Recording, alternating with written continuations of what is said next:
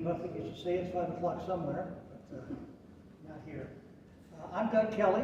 I'm the author of Sunshine State Mafia. How many members of the Mafia are here tonight? They were at my wedding. We'll keep a low profile. If I told you, I have to kill you. What's interesting, is when I talk to people, so many people have stories of their own about relatives, the people they know who were involved locally in the Traficante family, which is still remnants of it. But I want to thank you all for coming, and I want to thank also the Clearwater Library for hosting this. It's nice of them to do so. Jennifer Obermeyer could not be here, but Kayla is here. And thank you again for your support. We're all here because we're fascinated by the Mafia. We've seen the movies, read the books, watched the documentaries, and it's intriguing. It's a lifestyle we personally wouldn't want to do, but it's interesting. And through history, people have been mesmerized by people like Bonnie and Clyde, John Dillinger, Al Capone, Machine Gun Kelly, no relation, Babyface Nelson, and on and on and on. Just hundreds of them. And their exploits have always been interesting. I'm going to give you a little background first before we launch into the PowerPoint here. In the late 1800s, a lot of people from around the world were not getting along too well with their lives. We know this. At Ellis Island, people started coming in from all countries around the world. And not just that port, but other places too. And in particular, we're interested in this case by the Italian immigrants. And they basically came in and they stayed in two simple places, New Orleans and New York City. And initially, they came over and didn't speak English. Nobody would hire them. And they had to earn a living, feed their family. A lot of them turned to crime. First, they started off as pickpockets, maybe, where they would rob somebody in the street, hold up a bank if they were really adventurous, and they would meet other people who also became gangsters as well, and they started forming these gangs. And they were small-time gangs, and then the more sophisticated they got, the more money they made. Extortion, for instance, as you probably know, is they'll go to a business owner and they'll tell them, hey, for $50 a week, we'll protect you. Nobody else, we'll get the word out on the street, no one's going to come in and bother you, rob you. If they do, they're going to face our wrath. If you don't pay the $50 a week, this place looks like it might burn down one day, who knows? So it's sometimes as subtle as that, other times so they can be pretty frightening. So anyhow, there's all kinds of different sources of small-time gangsters. But in particular, you've heard of Lucky Luciano, I'm pretty sure, and Meyer Lansky. And they didn't know each other, but they were in the same neighborhood pulling small-time crime. And at one point, Lansky got into a fight with a couple of people who didn't want to hand over their wallets. And Luciano saw this and was amazed because Meyer was only about 5 feet 2 inches tall, but he was feisty. But he wasn't Italian; he was Jewish. But as he came to know him, he realized he had such a powerful mind that he could organize better than the street gangster who had no business sense, maybe no education. And that's why he became such an important part of the Mafia, even though he wasn't Italian. La Cosa Nostra is what they call themselves, which in Italian simply means our thing, our get-together, our group. And initially there were 5 families with different names. The names have changed of the families over the years by who was killed, by other people to take over, and whatever. We'll talk about that more later, about the different families and the family organization, how they're run. Also, the commission was formed by Lucky Luciano in 1931. And that brought together all the families in New York City and families that had started up in other parts of the country, such as New Orleans, Chicago, Philadelphia, even Los Angeles. So they got them all together, and the idea was, look, let's not have infighting and killing each other. That's crazy. Let's divide up our territories and even help each other out. You've got somebody on the payroll, a judge, we might need that. So they got organized even beyond just their own families. And these families would have 200 to 500 to 800 members, these gangs. They were very highly organized. Becoming a made man was the objective of anyone who wanted to be in the Mafia. And they had different rules, you might say, as to that. Initially, your mother and father had to have Italian ancestry or come from Sicily or any particular part of Italy. Later, they changed that to where just one parent. But you could not have any relationship with the police or law enforcement and many other such things. Of course, you had to be, though, brought forward, nominated, if you will, by another made man. And they would have a ceremony. And the ceremony would be in a secluded place, private area, and the people in that particular family that made man is going to join, they have a ritual where he pricks his finger of blood, and they put a picture of a saint in his hand and light it on fire. And he has to swear to Omerta. And Omerta, O-M-E-R-T-A, means you are totally loyal to that family. They come first before your personal family, before God, before anything. If you're in a restaurant, if you are sleeping at 3 in the morning, if you're having sex, and you get a call to do something for the Mafia, you got to stop what you're doing and do it immediately. Very strict rules. You cannot become friends with a police officer, ever.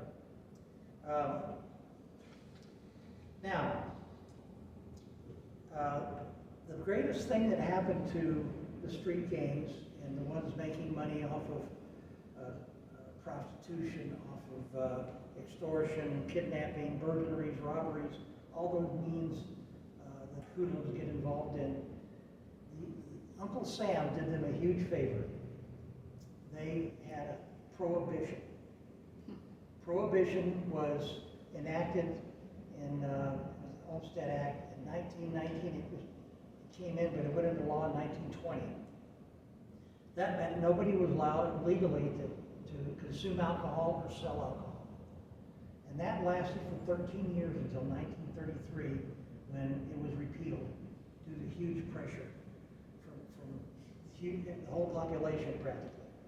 But it was a great boon to organized crime because obviously there was a need to be filled, and they had the booze coming in. They had speakeasies. You've heard of the speakeasies. They sort of hidden lounges, and they would have a door with a peephole, and you had to have a password. And it was really pretty intricate. But they made millions and millions and millions initially.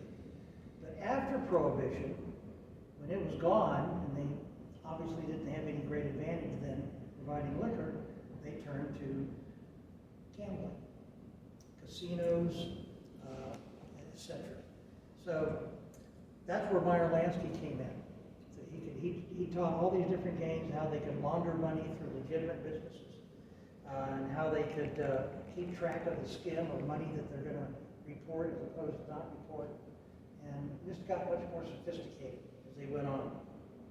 So, how did people start coming to Florida? Because this isn't about the Mafia in New York or New Orleans or Chicago. Al Capone kind of led the way. He and a guy named John Torrio, who at the time was in charge of the mob in Chicago, he later went over to Al Capone. They were buddies. They wanted to have a place where they could go to hang out and to live part-time, to get away from the pressure of law enforcement. First they went to California and got nowhere. Everybody said, go get out, we don't want to have anything to do with you. So they came to Florida, went to St. Petersburg.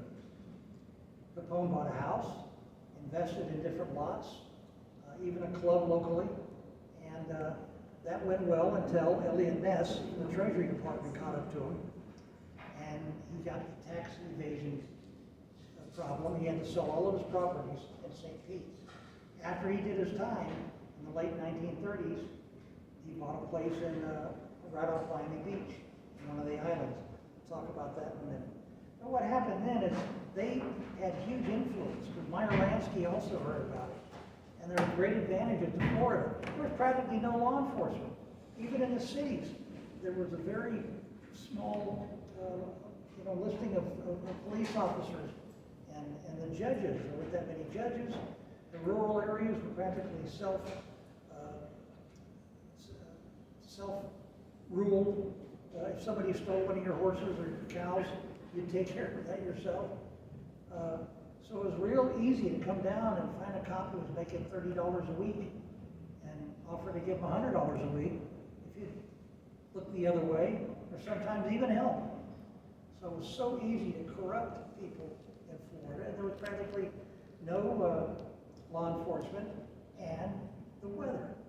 They loved the weather as opposed to New York and the other regions up there. So that's how you had a lot of traffic coming down this way.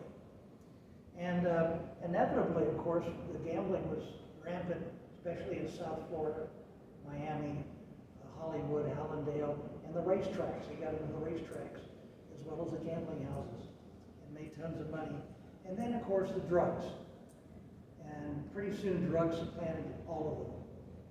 It became such that they were making so much money hand over fist with marijuana, but more importantly, cocaine, heroin, that it put the gambling profits even to shame. And this was taking place in Florida, the drug trade, because of our position in Miami, Key West. You were getting cartels in Mexico and in Colombia sending freighters over, and it was being offloaded to Miami, Key West, and other areas in the South, which inevitably ended up being trucked north, etc. There was so much money being made from the illegal drugs, they couldn't count it. In one drug group, Mafia drug group in Miami, they were employing 5 people to count the money, and they couldn't keep track of it. So they started weighing it. Can you imagine having so much money, you have to weigh it to get an approximation of what it is? So, of course, that really twisted a lot of people's heads. But inevitably, as it became apparent that organized crime indeed was present. And by the way, it was denied up until 1957 by J. Edgar Hoover. And that's because they had him blackmailed. He dressed up as a woman, he was homosexual, and they had evidence of it. And up until 1957, he finally had to admit there was such a thing as the Mafia and organized crime, and the Senate started investigating, and we'll get into that in a minute too. But anyway, the good guys soon took over, and they started hitting them with huge penalties for whatever their crimes. There was an act called RICO, which we'll talk about, which allowed them to not just put the guy in prison who you caught, but also his boss, who before that was untouchable. They couldn't connect somebody above them. Okay, what RICO did. And now the sentences went from 3 years, 5 years, to 20 years, 30 years. And that's what happened with Omerta. Remember Omerta? Swear to keep secret and never become a rat? Well, when people realized they were going to face life in prison, the rats started coming in. So that's how that worked out. And now we're going to do some little PowerPoint stuff. Some of the things we covered, some of it we didn't. And just quickly about myself. That's not me, that's my dad. I'm a military brat. I was born in Japan, grew up in Germany and all over the U.S. and whatnot. I went to college on a golf scholarship, of all things. I was paid for by the Miami Herald. Went to the University of Miami, which has 5 national college championships, not that I'm bragging. And here I am, I started a security company. And that's our best friend there and our director of security right there with us. But seriously, I did have a security consulting company, and you can imagine being based in South Florida, how important that was, being amidst the cocaine cowboys and all the crime that was going on. I'll get into that later too. I don't know if you're dog lovers, but we are. And that is none other than my better half, Kelly. There she is. And yes, that's really her name. We're just glad her middle initial isn't a K. All right. And there we are. We have a weekly radio show that we do every Monday from 5 to 6. And it's all upbeat and positive. It's really kind of a community asset. We don't get into the vicious rhetoric, unfortunately, that you find a lot nowadays. Oops. What happened? Did I hit the wrong button, Kelly? Press slideshow on the computer.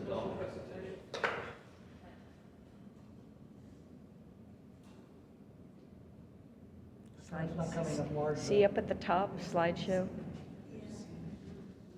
How do I do it? I'm still in the 20th century department. All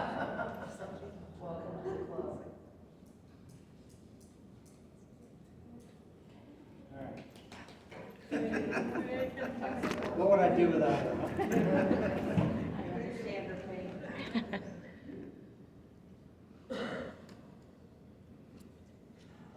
Also, I'm a writer, and I've edited some magazines and things, newspapers, websites, and I've written 3 other books, as you can see up there. And my work has been endorsed by the National Insomniac Association. So I'm very proud of that. If you have any trouble sleeping, buy one of my books, and you'll definitely cure. And obviously, this is the most recent one, and the dedication is in the book. It is really dedicated to the cops, prosecutors, politicians, jurors, judges who refuse to be bribed or intimidated. The good guys. So we talked about thugs and street gangs and how families were formed and boundaries established. We're going to talk about the family structure coming up and how you became made and the types of crimes. And we talked about the commission, how it was formed to organize all the families. There's an organizational chart that is pretty much every family uses this. Kind of militaristic. There's the boss. And the boss is absolute. Whatever they say goes, period. If you're told you got to kill somebody, either you kill them or you better take off and hide, because they'll get you. Consigliere is like an advisor, and someone that the boss trusts to make decisions and to talk with. The underboss pretty much carries out the decisions made by the boss. And then below that you have your capo regimes.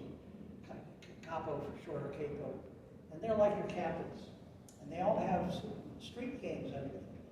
5, 6, 7, 8 different ones, and these are your soldiers, and they're the ones who do the dirty work, but they're also the ones who bring in the money, and then the money that comes in flows up to the boss, etc.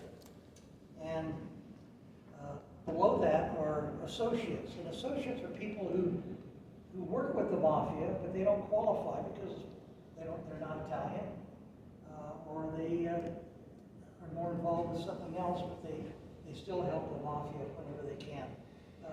Such as drug gangs will work with the mafia to distribute drugs. This is a horrible slide, I realize. This is a meeting of different, actual meeting, and this is the seating arrangements of different people. Some of the names you may recognize: Carlo Gambino up there, top right. You'll see others there too. Santo Trafficante Jr. on the right there, the third one down, and many others. And they'll have these secret meetings. And of course, if law enforcement finds out, they try to bug the meeting or somehow try to infiltrate it. Now, on the left are the 5 families, what they're called now, and they went through different iterations of names based on the boss at the time. But you've got your Gambino, Casey, Bonanno, Genovese, and Colombo families. And they're still in existence. They're not as powerful as they used to be, but they're still there. There's fragments of them, or some are doing quite well. On the right are mafia families in other places, such as the outfit that's in Chicago. They were really responsible for running a lot of casinos in Las Vegas. Then you have the Trafficantes here in Tampa Bay, Marcello in New Orleans, and the Philadelphia mob, and Magadino, that's in Buffalo. But there are lots of others too, of varying sizes. And again, we talked about a gift from Uncle Sam, which was Prohibition. And it gave rise to bootlegging, speakeasies, then Prohibition ended, gambling began, families started forming in other states, and they started infiltrating the unions. And that's powerful, like in New York, if you control the union that manufactures all the concrete, nobody can build a building and construct anything in New York City unless you did it with the company that the mob controlled, and they can get that contract because they run the union. Same thing in the clothing industry and many others.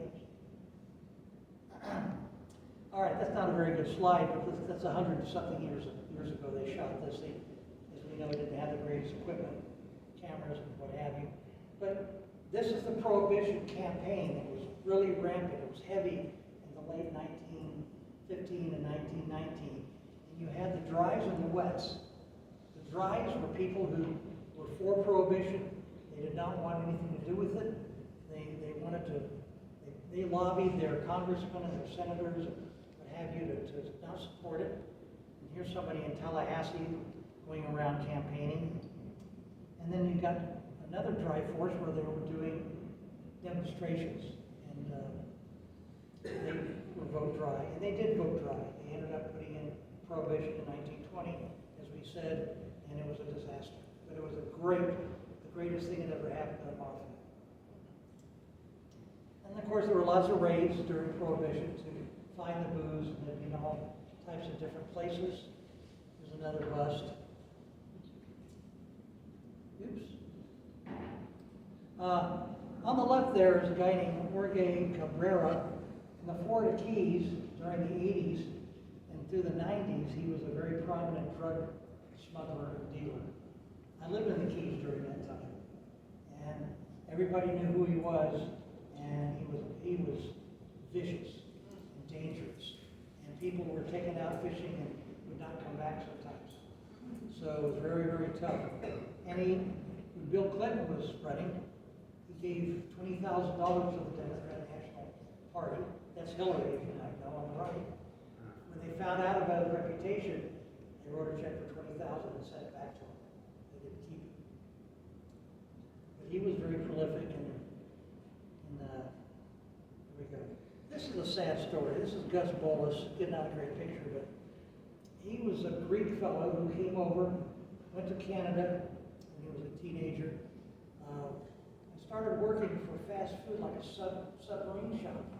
Pretty soon he was so incredibly gifted that the partner brought him in, and pretty much he built that whole company into a very, very large submarine company. Well, he sold out, came to Miami, and started Miami Subs. And same thing. All of a sudden they had like 200 franchises. So he started to do something that you don't want to do. He got into the gambling business. And guess what? His partners were the mafiosi. And when you get involved with the mafia, you're not climbing into bed and coming out a virgin, right? You're gonna pay for it, one way or the other. And he did. He was in Hollywood, in his office, Hollywood, Florida. Left his office one day, car cut in front of him, car cut behind him, car pulled up right next to him, and emptied a .357 right into him and killed him. And that's pretty much what's gonna happen to you if you mess around with the wrong people. You get greedy, right? Well, of course, there's our old boy, Al Capone. And as said, he came to Florida and liked it so much after his stint in prison, Alcatraz, etc. He actually bought a place in Miami, and we have some pictures here. Well, that's his house in St. Pete that he had to sell. And this is one of the nightclubs he bought into, the Gangplank in St. Pete, part owner. They usually never put their name in as owner, because they know that's going to draw a lot of heat, so they'll get somebody's wife or whatever to do it. There's this place there in Palm Island in Miami Beach, and that's his boat dock, and that's his house, and there was a pool and a tennis court, and a place for some of the hoodlums who would come down and visit. And actually, he died right there. He died from syphilis. He suffered from syphilis. And there again is Meyer, the little man, Lansky, who threw a big shadow, as we all know from the movies and from the books that you read. And he was a great influence in organized crime to be what it was, and to earn the money that they could do without getting caught. That was the whole thing. Before that, people were getting arrested all the time because they were savvy business people. Again, he devised accounting measures and made a big difference. Here he is coming down the stairs, one of his properties.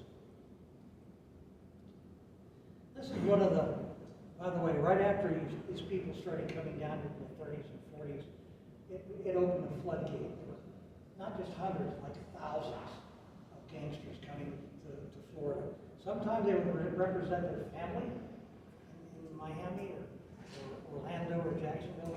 Other times they just came down and started their own criminal little empires for the Mafia. And of course that means corruption. That means they started corrupting prosecutors and judges and police officers. They even had the police chief of Broward County helping them and working with them to open up casinos. Not only was he looking the other way, he was actually one of the active partners. Ended up getting caught eventually. Now that was Pasquale Patsy era. He was a big wig and came down, and his son. You know, so often you may notice that when a father is in the Mafia, the son follows in his footsteps. I guess they look up to their father and they do it. Many of them don't, but this is one fellow who did. Bobby Era, that's him sitting down. He only had a thumb and a little finger on his left hand. And he actually would fish. He'd cradle the rod between his, like that, and would reel with the other hand. That's crazy. But he had a horrendous temper. And this is so typical of people in the Mafia. I fished with him several times because we had a mutual interest in fishing. And we were out fishing off of Homosassa, and somebody came up a little bit too close to our boat. He starts shouting at them, cussing, and he opens up a cooler and starts throwing cans of Coke at them, bottles at them. And then he took, I don't know if you know what a push pole is, but it's about an 18-foot pole. When you're in shallow water, the guide uses it to propel yourself. He was going to go stick that and try to joust with it. Of course, they blew away, took off. But that's how crazy these people are. I was in the Keys at Whale Harbor Marina. On the second floor, they had a bar sitting next to them. We just gone bone fishing, and somebody on the other side of the bar was being crude with the bartender, a female, and Bobby didn't like that. He told the guy, "Hey man, cool it." And the guy said he was drunk. "Hey, what are you going to do about it?"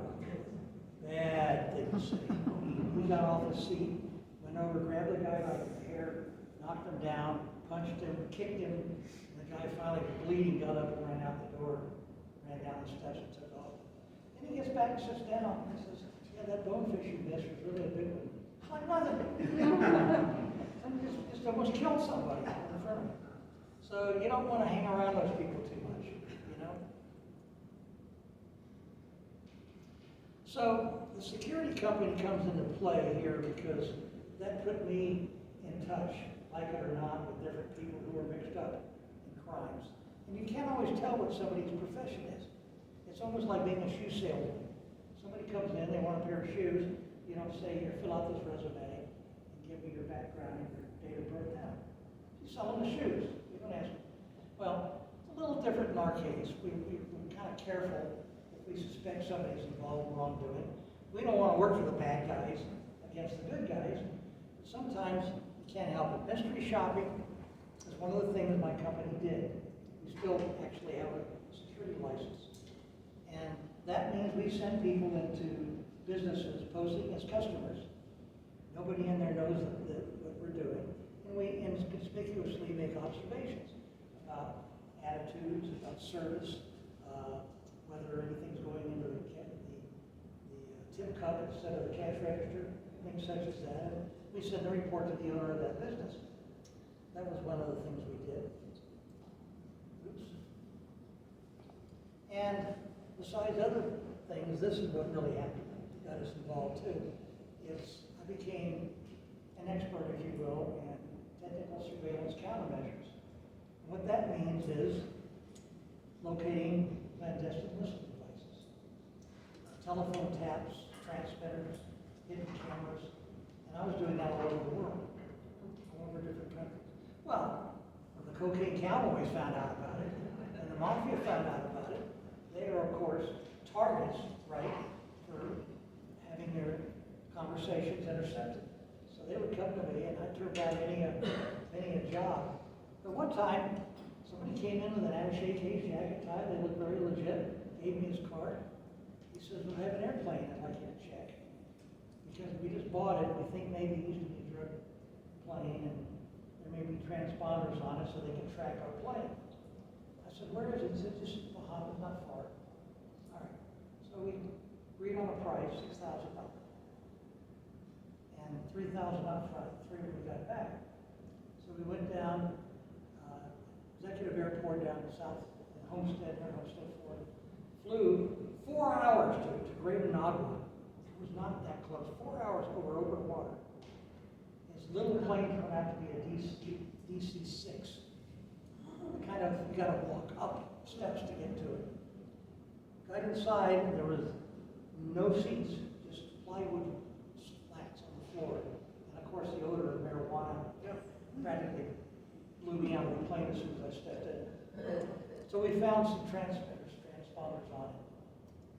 And I was worried that, if there'd been a surveillance by DEA or somebody, they're gonna think we're into these guys. So I went and told the customs people, I said, "Hey, we're a separate company." They said, "We don't care." Well, of course, they were being paid off by the drug people. Anyhow, I was worried about only making it halfway back to Miami. Luckily, we got back, and guess what? They stiffed us with $3,000. And I did not try to get it. But I never did any work for him again.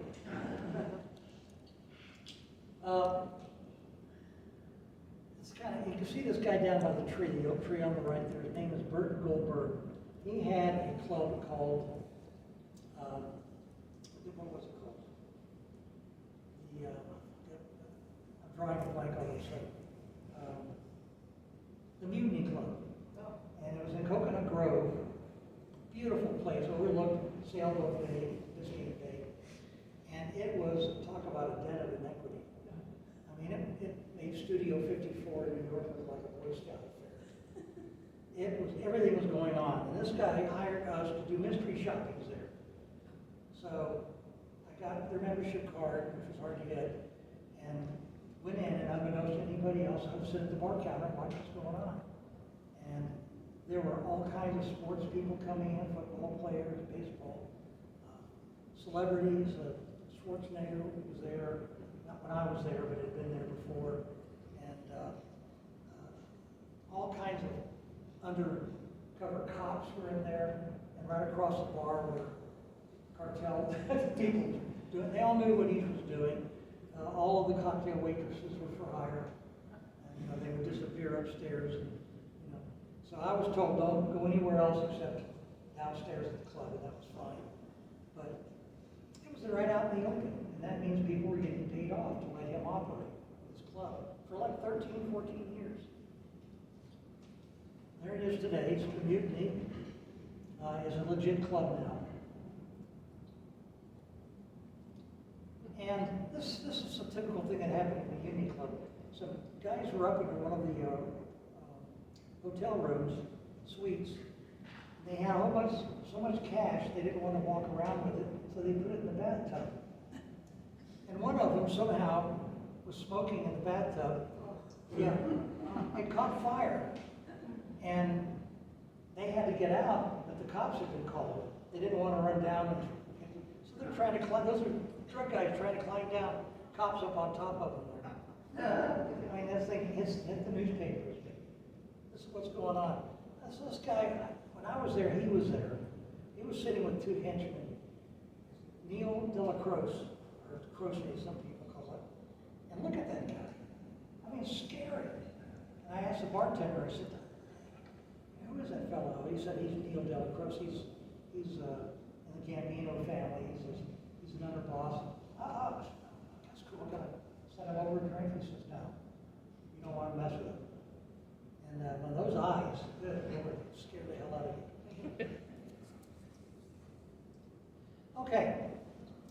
One of our mystery shopping clients was the Forge restaurant and bar in Miami Beach. It was well known to be a hangout for gangsters and mafia people. And the guy who owned it, Al Malnick, had me come in and I told him about the shopping business, mystery shopping. But I also told him about our sweet debugging work. And that lit him up. He said, well, I might have somebody contact you about that. That sounds interesting, not for here, but whatever. Well, about a week later, this guy calls me calling himself Mr. DeMarco on the phone. I'd like to meet with you for this proposition. I did, and his deal was basically, he's from a very wealthy family, and they have businesses across the country, and we'd like to hire you for 5 days a month for $200,000 a year. I said, simple as that, we'll pay all expenses, wherever you have to go. I said, let me think about this. So I checked around, I had a friend at the FBI, and I described the guy, what's going on, and whatever, and he says, that's a moniker, an AKA used by this fellow, and his name is Vincent Allo, but he was known as Jimmy Blue Eyes. And he kept a low profile, but he knew everybody in the Mafia. Anyway, he invited me to play around the golf. He's a pretty good golfer. I never played golf. So what did I decide to do? I decided not to take it. Because if you start doing things like that for the bad guys, the good guys will get you screwed up. All they have to do is tell one of their informers to say, hey, he's not really taking them out, he's putting them in for the DEA. And they'll kill you. So, what's money worth if you're dead, right? But this is what was going on in Florida. There he is there in a boat he owned. I'm just saying if you're paying attention, that's all that's like. Yeah. There's a lot of really bad players in the Mafia who came to Florida. This guy did, and he was a nasty little guy, beat his wives, supposedly killed one of them, but she got him back. She fled the country, one of them, with her daughter, went to Italy, wrote a letter to Bobby Kennedy, who at the time was Attorney General. Talked about this guy had all kinds of money hidden away in the walls of their house. And of course he got raided and there was $570,000 in the walls. So she got her revenge. Here's another fellow who was Freddie Felice, who was involved in the families in Philadelphia and other places, but he came to Florida and became kind of a kingpin too. And you ever heard of Sammy the Bull Gravano? Yeah. He's got a YouTube channel. Well, his group was told to kill him. He got kidnapped from a country club, they took him out, shot him in the head. That's how quick and easy one day you're fine, the next day you're gone. Is that his mugshot? No. Kind of weird looking, those eyes. Yeah. Okay, let's go start from Miami.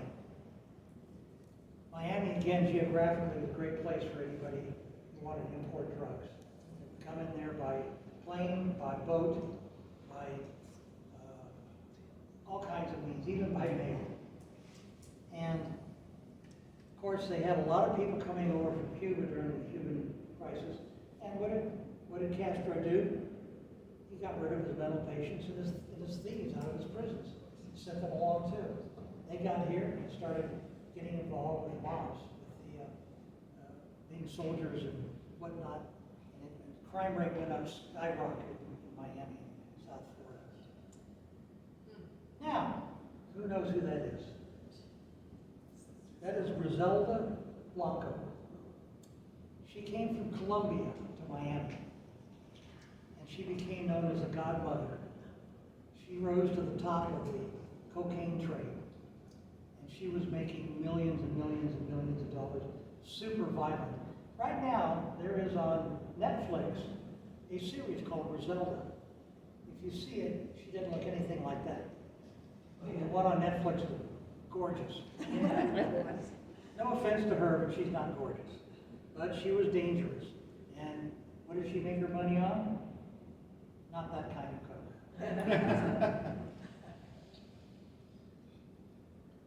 All right. Everglades City sits south of Naples on the coastline of Florida. The people there were mostly fishermen, dirt poor, absolutely dirt poor. They lived in shabby trailers. They had boats that needed to be fixed up years ago and they couldn't afford it. It was awful. But guess what? Pretty soon the Colombian cartel needed a place besides Miami to bring in. So they brought these freighters out, and they would go out 40, 50 miles out from Everglades City. Fishermen would go out there and meet them in the large boats, stuff their boats with bales of marijuana, mainly, come back in and get it on a smaller skiff. They would go in to the 10,000 islands, which that was a part of, and they had just hidden places that nobody could find, even if you knew the area. These captains knew exactly where to go to find these hidden caches of marijuana. Then they would get them out, trucks would come in. The whole city of about 400 or 500 people were helping to load the marijuana into the trucks. When they finally got wind of it, in Naples and Fort Myers, they sent down some undercover people. They started a liquor company or something, or a bar, and pretty soon they busted everybody in town. But it just shows how easy it is to corrupt people. And the tip-off was simple. All these little trailers all of a sudden turned into $500,000 homes with pools. Their 1952 Chevy Ford was now a nice bright Cadillac, right? So they just couldn't help themselves. That's what tipped them off. But it was all because of the Mafia. And the people going out to meet the freighters are getting $10,000 a trip. They just couldn't turn it down. This is the Rod and Gun Club in Everglades City, where a lot of people presidents have gone to fish and everything else, but it was also a nice headquarters for the Mafia that was operating out in the area. It's a museum, isn't it? No, it's still a club where they have rent rooms and fish and restaurant and bar. This is the guy who wrote a book about his life in the Everglades, but he was based in Everglades City. Got busted, and he tells it all in detail. It's a really great book if you ever want to read anything specific about that. Here's one of the freighters, and they came all the time up and down the Gulf. So the Coast Guard and DEA didn't know which ones to stop unless they got a tip.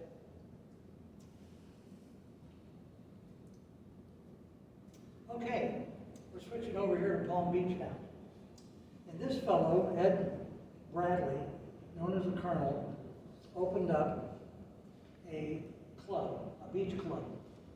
And hey, take care, man. Thanks for coming. He told me beforehand, talk about how polite he is. He said he might have to leave early.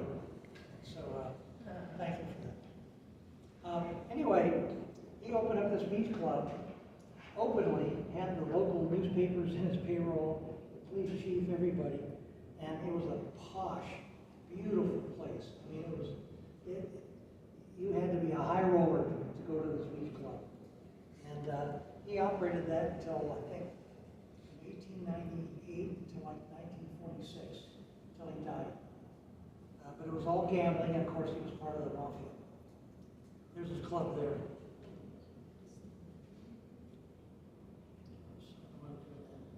All right, also in Palm Beach was one of the part-time residents, a guy named Joey Merlino.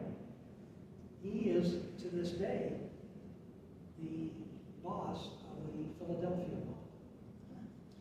And he got caught several times in Palm Beach for various crimes and money laundering and extortion, etc. And did some time in prison. But he goes between Palm Beach and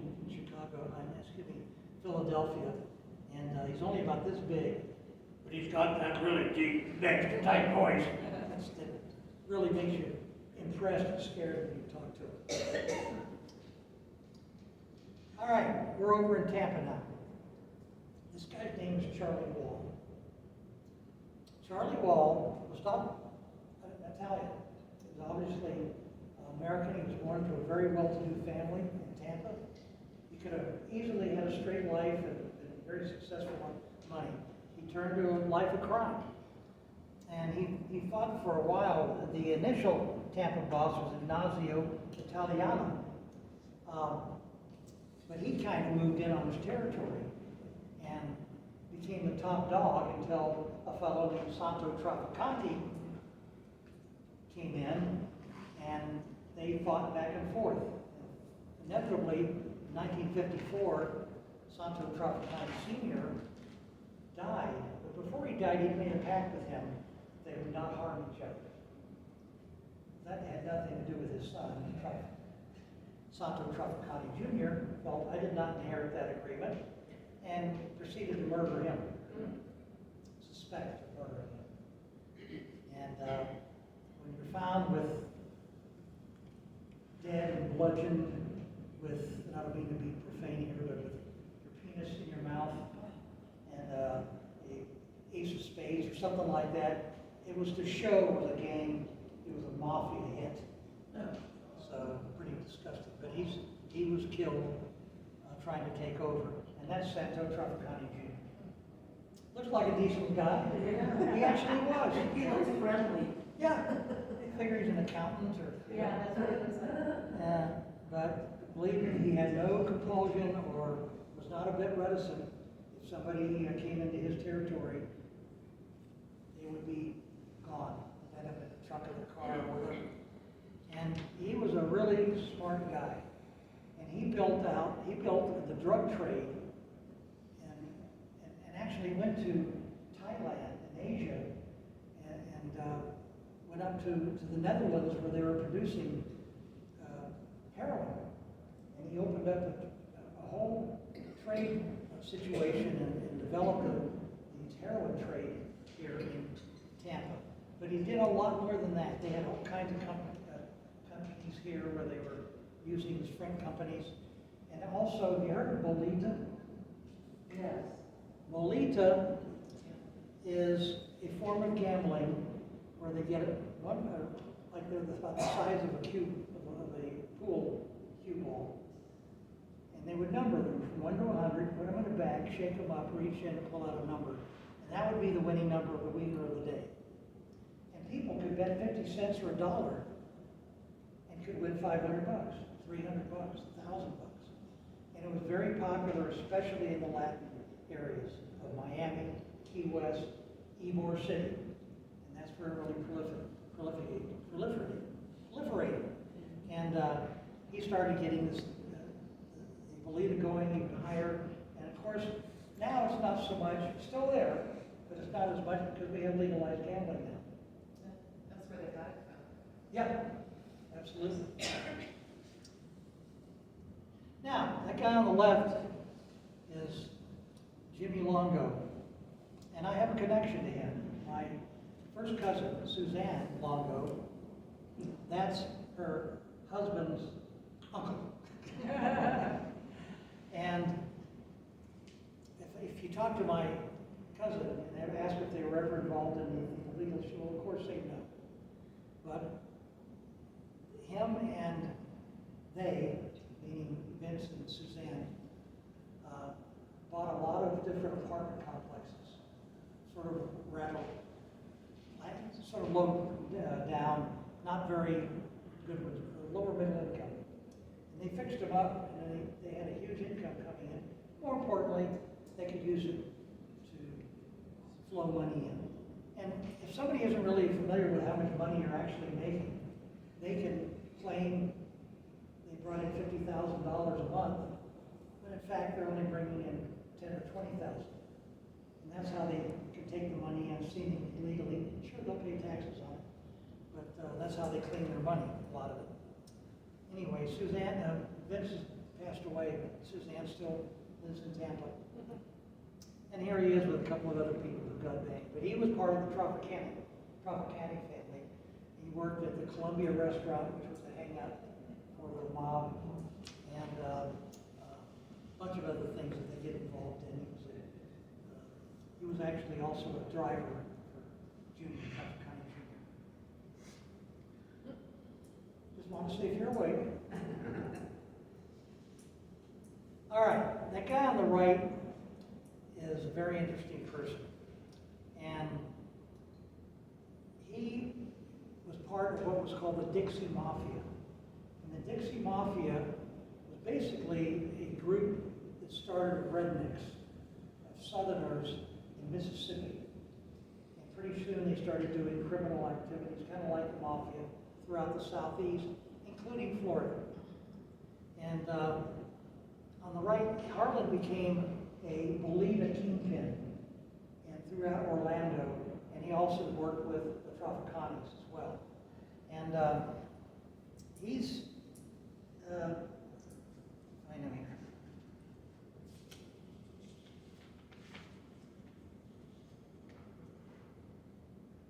Where is Harlan?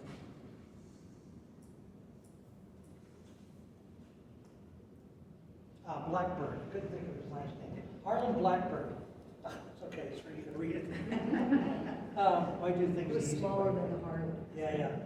Anyway, they were bringing in, get this, between $100,000 and $200,000 a week with Melita sales.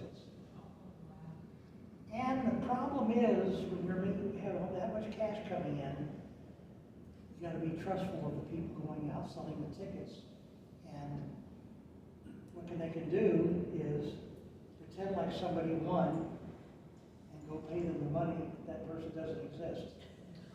So they can swindle up the kingpin. And he finally found one of these lieutenants doing that. So what they would do is they would set up with their business talks from telephone booth to telephone booth. So he set up this guy, his last name was Lee, in one booth, and he went to the other, reportedly, to talk to him. Instead, a car pulled up, was going to pull up to kill Lee. But at that exact moment, a milk truck came up between the car that they were going to do it, and the guy had to run off and nothing happened. But he ended up murdering him anyway. But it's really strange. He was in and out of prison, promised he would always do good, but of course, it's all talk. There he is on the right, with a bunch of people having drinks and a good old time. Those are Bolita balls. And those are Bolita tickets below it.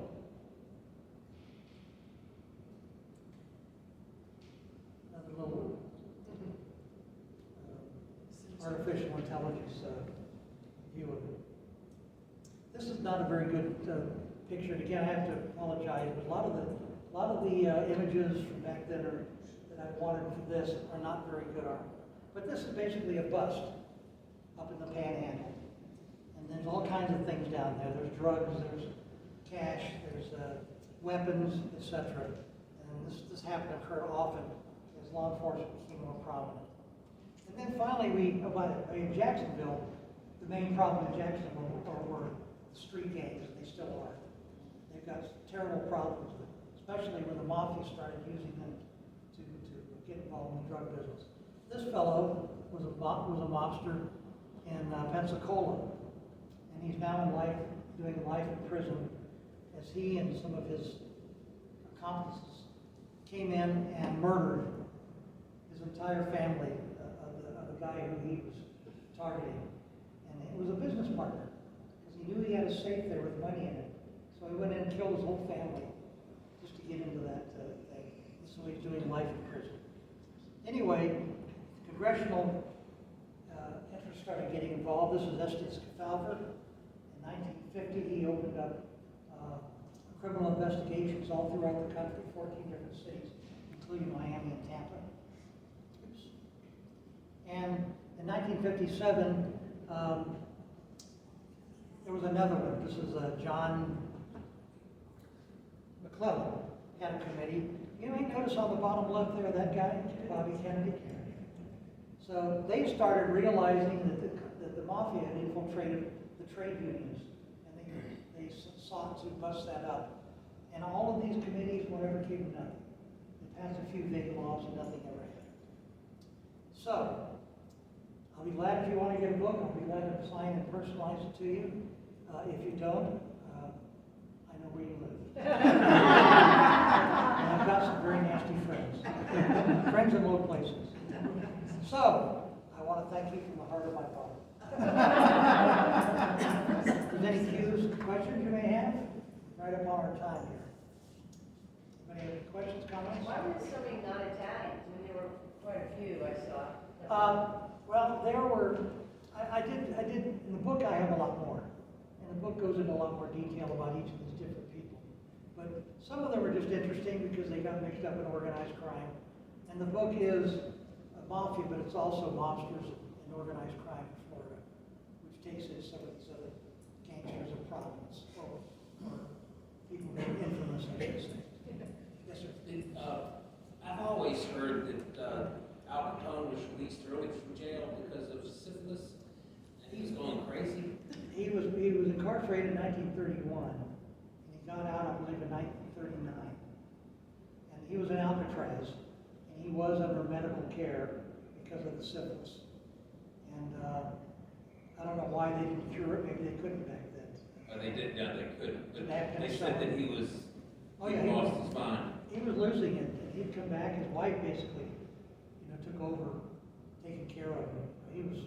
He was out of it. He didn't have influence anymore. There was no danger. Yeah, that's what I'd always heard. But you made it sound like he finished his sentence. But how many years was he sentenced? He was sentenced Several, to, 10 I think, years. 9 years, and he only served seven or eight. They got him out early, but not that early. And they only got him on income tax. mail fraud too, right? Yeah, a few things, but 10 they years weren't, apiece. back then, the penalties weren't that stiff. Now they are. And that's how they get people to turn, become rats. So, just, So you've written a few books before this. What made you decide you wanted to write this book? well, just like you, I've always been fascinated by the Mafia. I've enjoyed The Godfather, the Casino, and what was the one with De Niro? Goodfellas. Yeah, Goodfellas is great. And I was always, that mystified me. I just wanted to do it. And I looked into it, and while there are books on the Mafia families in Tampa and in Miami, nobody did a statewide roundup. It hadn't been done yet. So I talked about it with the publisher, the University of Florida Press, and they were very eager to do it. So, yes, sir. You mentioned, beginning in Tampa, mentioned Ignacio Italiano. Was he the one who went by Red, or was that Red Italiano was? No, I don't believe so. Okay. I don't think it was.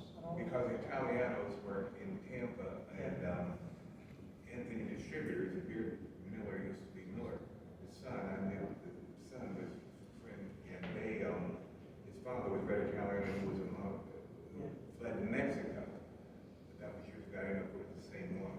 I'm not sure. I know Southern Wine and Spirits in Tampa was a Mafia front, as well as many others. Then there was also other people in the book I haven't depicted. And the key is a guy named Bum Farto. He was a fire chief. He was so corrupt, it's unbelievable. Yes, sir. You presented one person called Blue Eyes. I'm sorry? Blue eyes. Yeah, Jimmy Blue Eyes. Yeah, Jimmy Blue Eyes. Yeah. And I was born and bred in Tampa, but I also lived in Miami for 50 years. So I really enjoyed, I never went to the picnic, but of Yes. course everyone knew about it with the fort and all that. But when I was a little girl here, I knew someone that she would say she had an uncle Blue Eyes. And so where was he located? Well, Was it Tampa? the irony, no, it was from New York. New York City. The irony me is that he didn't have blue eyes. And his name wasn't Jimmy. And I actually spoke to his niece, who lives in Miami, and she was kind enough, matter of fact, to give me those pictures of Jimmy Blue Eyes playing golf and with him sitting on the sailboat. That hasn't been published anywhere else. Those are from family archives. But he got that because when he was younger, there was a song or something about blue eyes being real popular, and one of his relatives, since he always liked that song, whatever, called him Blue Eyes, and stuck. And Jimmy, I forgot why they came to Jimmy too, but it is explained in the book. Oh, I see. But he was a very prominent figure in Cosa Nostra. And was there a family named the Valentis in the crime? And was there a family named the Valentis in Tampa? Valentis? Valenti, V-A-L-E-N-T. Don't know that. I don't know that. They have produce, all the produce, wholesale produce. Oh, really? Yeah. Yes. I took a tour of Wheaton Island, and they said there was a casino there at one time, and it was connected to the. Yeah. Yeah. Well, islands are great places to have those things. Access. Yeah. Only access by boat, you have a lookout. You can see who's coming and shooting. Which might be law enforcement, so definitely. In your research, you didn't mention it, but Trafficante and Marcello involved in Kennedy assassination. Yes, I covered that too. Yeah, it's very, very, Trafficante lost millions and millions and millions because Castro took over and Batista was corrupt. Castro took all those properties, like literally from one day to the next. They came into Havana and they institutionalized everything. And Trafficante thought he had an agreement with Castro that he would leave him alone and not do anything. And of course, Castro double-crossed him. And actually, Trafficante was in prison, Junior, for a few days or a week, and got busted out, and got out. But the person who came to visit him was the guy who shot Oswald in Dallas. Jack Ruby, who was a gangster, a small-time gangster in Dallas. So all of these connections, very, very, very much directed. And of course, there's more to the story than that. And that goes back to the election in 1960, and in Chicago, how they delivered the vote to Kerry, Illinois to Kennedy. And then Bobby Kennedy came in. They thought they had a little bit of rest from the FBI on Bobby Kennedy went right after him. They thought they got double-crossed. And a lot of people think they killed Jack for revenge. And Bobby, maybe so. Well, and they're worried about Junior. Yeah. Oh, yeah. Robert, Secret Service. yeah. Robert Kennedy, yeah, he's running on, I know he has a Secret Service detail. No, he doesn't. He doesn't? I thought he did. I work in Capital Security. They want my friends.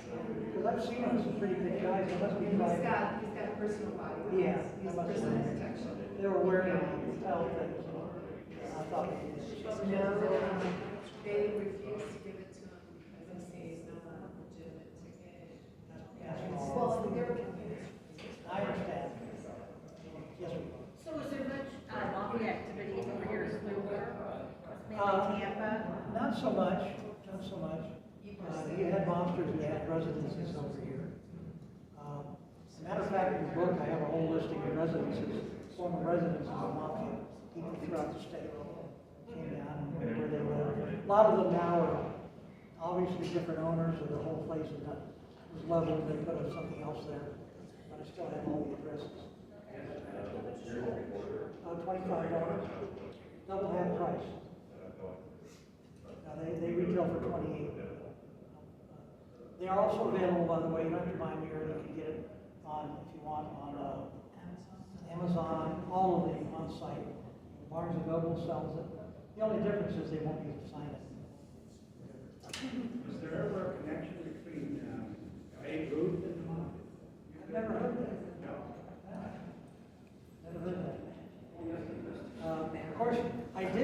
debugging suites, by the way, I didn't put this because we ran out of time, but one of the people who contacted me after I turned down Jimmy Blue Eyes on the $200,000 a year deal, he said, I have some friends who still get in touch with you.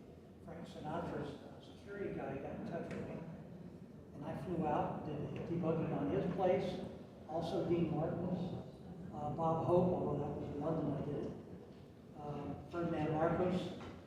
So a lot of those people were helping, aiding and abetting criminal types. And of course, Frank Sinatra's famous for that. Yeah.